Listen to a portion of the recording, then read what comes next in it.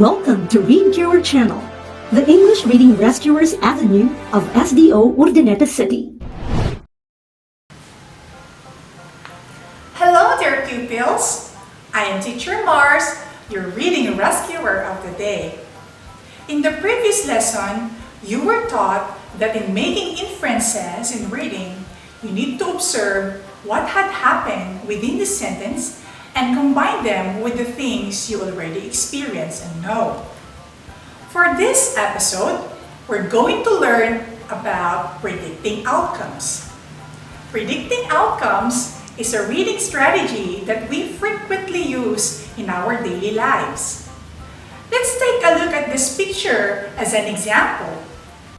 You have observed that the clouds are gray, that makes the surroundings gloomy and dark.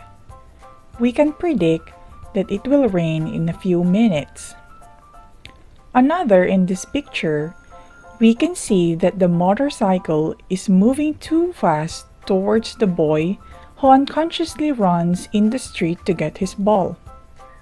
We can predict that there might be an accident to happen. In reading, we predict outcomes to help us better understand the text or passage and actively think of the connections from it. But how do we predict outcomes? Let's go back to our examples a while back.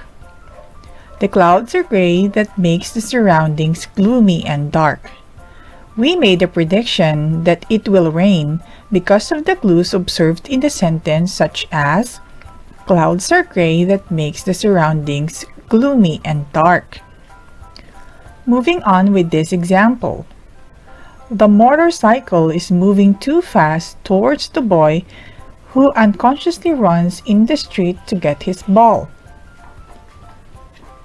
We made a prediction that there might be an accident to happen because of the clues observed in the sentence, such as motorcycle is moving too fast towards the boy who unconsciously runs in the street to get his ball. That is predicting outcomes. Predicting outcomes in reading a text is deciding in advance what will happen in a story. In doing so, it is better to observe for clues in the passage and relate it to what you had experienced to similar situations. Let's practice predicting outcomes with this short passage. The poem recital ended. Everyone had remembered their lines. The audience had laughed at all the right places. The lights came on and the pupils all came back on stage and took a bow. Question: what probably happened next? A. The audience clapped. B. The play began. C. Everyone sat down. Or D. The lights were turned off. Yes, you are right.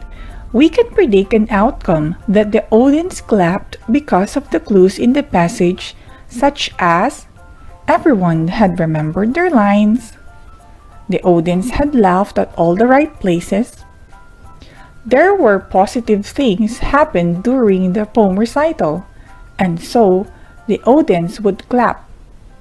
Bravo! Let's try a different passage. Follow along as I read. Maria has good study and learning habits. She loves to read books and always goes over her notes right after watching the tutorial videos made by her teacher. She often makes up for her schedule in a day and does advanced reading for the lessons she has for the next day. Question: what do you think will happen next? A. Maria watched movies. B. Maria got good grades. C. Maria left schooling. Or D. Maria played mobile games. Yes, you are right. We can predict that Maria got good grades because of the clues within the passage. Good study and learning habits. Always goes over her notes right after watching the tutorial videos made by her teacher.